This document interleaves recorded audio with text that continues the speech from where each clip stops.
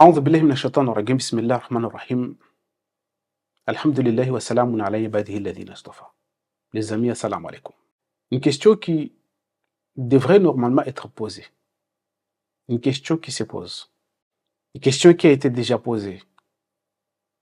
D'où chez certains, ils ont la réponse, à savoir l'affirmative. Chez d'autres, encore les esprits s'embrouillent. Mais nous, on se pose la question. Et nous croyons, bien évidemment, que c'est une question, comme toute question légitime d'être posée. C'est quoi la question? La question est de savoir est-ce que le Coran a besoin de la Sunna, a besoin des hadiths, ce qu'on appelle des hadiths.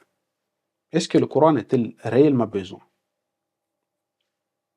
Ou le poser autrement, est-ce qu'Allah subhanahu wa ta'ala a besoin de l'homme pour déterminer ce qu'il a dit, lui, ce qu'il a fait descendre, at-tanzil, al-wahy, la révélation? Est-ce qu'il en a besoin nécessairement de l'homme? Pour ma part, la réponse est non. Mais c'est tout un chacun de se poser cette question et de trouver quelques éléments de réponse, de se demander est-ce la réalité, est-ce dogmatique ces sujets, est-ce est-ce des inventions? Il faut se poser la question. Il ne faut pas avoir peur de demander, de se demander, de poser la question, de questionner le livre, Al-Kitab, le livre d'Allah, Al-Qur'an, de questionner les livres de ceux qui se demandent, de ceux qui se disent que ces genres de questions ne devraient être posées parce qu'elles sont tranchées, parce qu'elles sont affirmées. Mais nous disons que c'est impossible. Nous disons que ces genres d'affirmations, l'idée que le livre d'Allah, l'idée que les propos d'Allah ont besoin des hommes pour les expliquer, pour les éclairer, dire qu'Allah subhanahu wa ta'ala n'est pas, dire qu'Allah subhanahu wa ta'ala n'est pas capable d'expliquer un livre qu'il a envoyé pour sauver l'humanité, pour sauver ceux qui veulent être sauvés, pour guider ceux qui veulent être guidés. Ce livre qu'Allah subhanahu wa ta'ala l'a rappelé, déjà il a dit au Huda, wa nour, wa ma'wadatan, wa rahmatan. Tous ces termes, ils servent à quoi? Si ce livre n'est pas explicite. Allah subhanahu wa ta'ala qui dit, encore une fois, que dans ces livres, il y a tout exemple. Et nous savons que parmi les choses qui rend explicite une phrase, ce sont les exemples. Et il nous a dit que tout type d'exemple que vous en avez besoin, que vous voulez, se trouve dans ce livre, Al-Qur'an.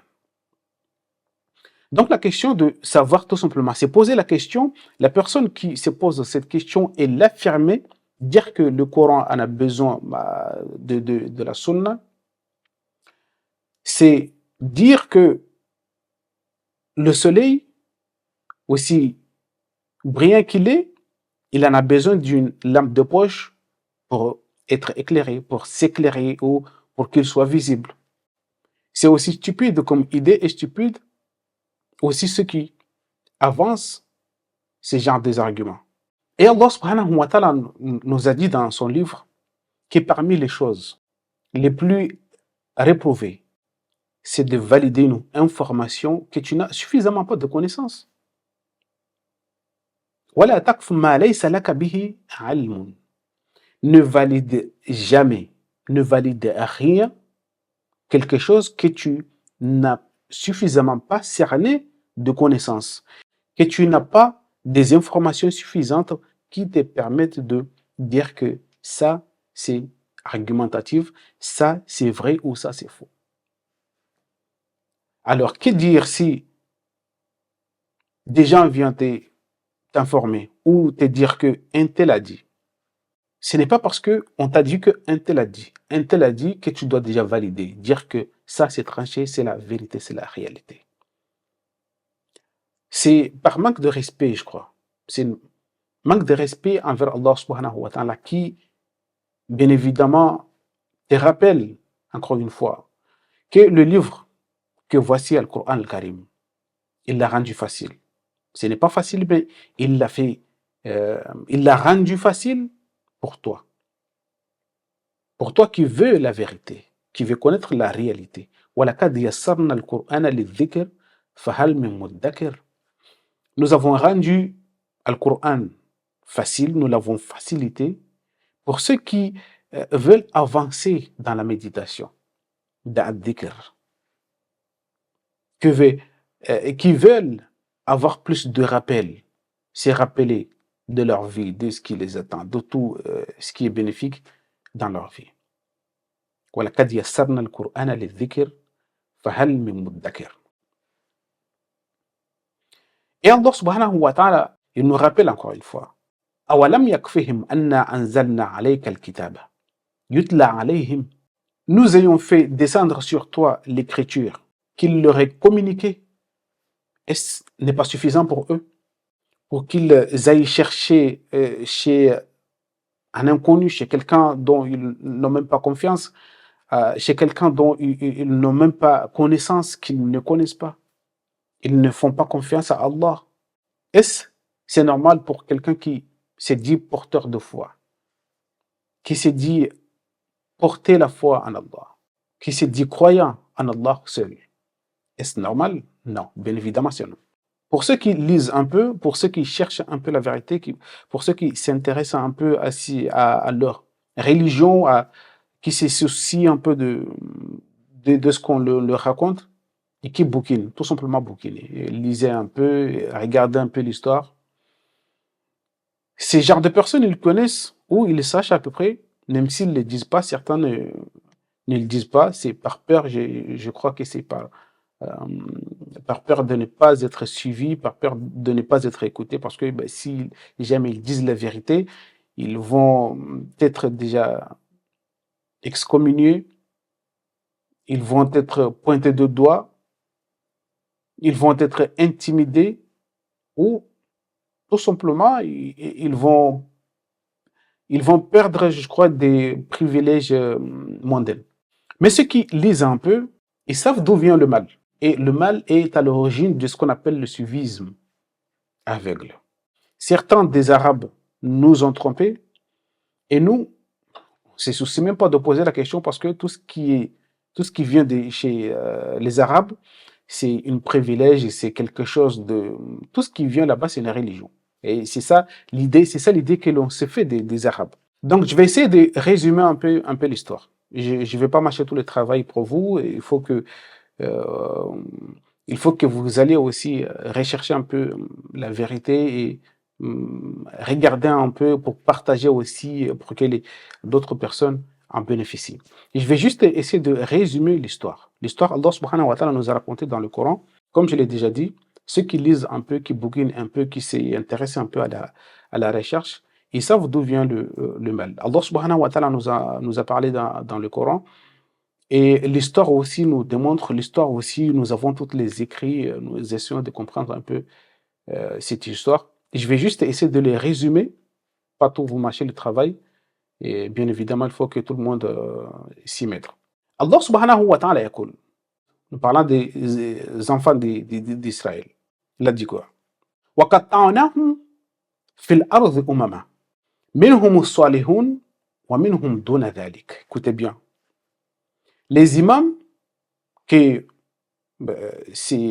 brandissent l'idée de défendre la religion, qui répètent au long des journées des choses sans qu'ils les connaissent, sans qu'ils aient des informations suffisantes, Allah subhanahu wa ta'ala nous dit quoi? Que parmi ces imams, parmi tout ce que vous attendez par là, imam, n'oubliez pas que Pharaon aussi est un imam. N'oubliez pas qu'il y a aussi des présidents aujourd'hui qui se déclarent imams, et vous connaissez bien ce qu'ils font. Mais Allah subhanahu wa ta'ala nous a dit وَقَطَعْنَاهُمْ فِي الْأَرْضِ أُمَمًا. Nous les avons répartis en plusieurs catégories d'imams. Ceux qui font le bien, ceux qui font al-amal salihun, ceux qui militent pour le bien et qui appellent les gens à faire le bien pour qu'ils soient aussi parmi as-salihun. منهم الصالحون ومنهم دون ذلك, et d'autres imams qui ne sont pas, qui sont des at-talihun. D'autres sont salihun, d'autres sont at-talihun, d'autres qui font ce travail, le travail d'appeler les gens vers le bien, appeler les gens vers Allah, et d'autres qui font des amal, des œuvres qui vont à l'encontre de ce qu'Allah subhanahu wa ta'ala veut, c'est qui ne sont pas as-salihun les duna dhalik. Et ces derniers, Allah subhanahu wa ta'ala يقول وَبَلَوْنَاهُمْ بِالْحَسَنَاتِ وَالسَّيِّئَاتِ لَعَلَّهُمْ يَرْجِعُونَ. Et nous les avons passés dans toutes les électrochocs possibles. Al-bala, c'est un électrochoc, quelque chose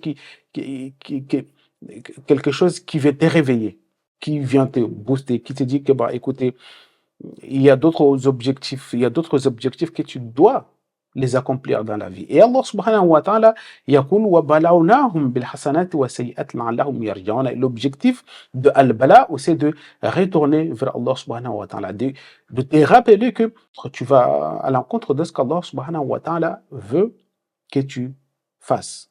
C'est ça al-bala. Et ces imams, Allah subhanahu wa ta'ala les a mis dans ces épreuves, dans le bala ou dans les électrochocs pour qu'ils se réveillent. Mais bon, bien évidemment, non. La première génération qui était avec Moïse, ceux qui ont reçu le livre, parmi eux, il y en avait et parmi eux, il y avait des imams corrompus, il y avait ceux qui faisaient le bien et qui appelaient les gens à le faire. Mais فَخَلَفَ مِنْ بَعْدِهِمْ خَلْفٌ وَرِثُوا الْكِتَابَ يَأْخُذُونَ عَرَضَ هَذَا الْأَدْنَى. La première génération est partie. Mais ils ont donné héritage à ces livres, la deuxième génération, al-Gil al-Thani. Et ces deuxième génération, ils viennent pour faire quoi? Ceux qui ont reçu l'héritage du livre. يَأْخُذُونَ عَرَضَ هَذَا الْأَدْنَى. Ils prennent des choses aussi plus viles, وَيَقُولُونَ سَيَغْفَرْ لَنَا. Et ils disent que bon, bien évidemment, on va demander pardon, on sera pardonné. Mais si viennent encore d'autres choses qui ont des valeurs plus bas encore que les premières choses qu'ils ont reçues, ils les prennent. Ils prennent encore ces choses qui de valeur aussi plus bas que le premier, ou équivalent au premier. أَوَلَمْ يَأْخُذُوا عَلَيْهِمْ مِيثَاقَ الْكِتَابِ. Est-ce qu'ils n'avaient pas pris le contrat au sujet de ces livres? Est-ce qu'ils n'avaient pas pris est-ce qu'ils n'avaient pas fait serment au sujet de ces livres? Est-ce qu'ils n'avaient pas signé un contrat au sujet des livres qu'ils n'allaient dire que la vérité? Ils n'allaient dire de Allah que la vérité, c'est tout. وَدَرَسُوا مَا فِيهِ. Et enseigner ce qui est là-dedans. وَالدَّارُ الْآخِرَةُ خَيْرٌ لِلَّذِينَ يَتَّقُونَ. Et je vais essayer de vous résumer un peu ces versets. La première génération, Gil al-Awwal, ils étaient parmi eux des imams corrompus, ils étaient parmi eux des imams qui faisaient le bien. Il y en avait parmi eux des imams qui faisaient le bien, as-salihun, qui appellent les gens à faire le bien, et des imams corrompus qui étaient par là chercher à tirer des profits terrestres. Mais bien évidemment, ces générations est passée. La deuxième génération qui succède à la première vient avec des méthodologies plus pires que les premiers. C'est de faire quoi? C'est de prendre des choses, c'est de prendre des viles paroles, des hadiths, des paroles viles, des choses qui n'ont rien à voir avec Al-Kitab et qui disent que bon, peut-être bon, on sera pardonné, on va demander le pardon, mais une fois que d'autres paroles ou d'autres choses aussi viles mais qui le rapportent, ils les prennent encore. Allah subhanahu wa ta'ala leur demande est-ce que vous n'aviez pas fait le serment que ce que vous devez enseigner, c'est le livre. Vous ne devez dire d'Allah que la vérité. Et la vérité est uniquement dans ces livres. Et d'enseigner ces livres, et d'enseigner ce qui est là-dedans, c'est tout. Ce qui est dans ces livres, écoutez, parce que l'objectif c'est quoi? Toutes les récompenses c'est la finalité.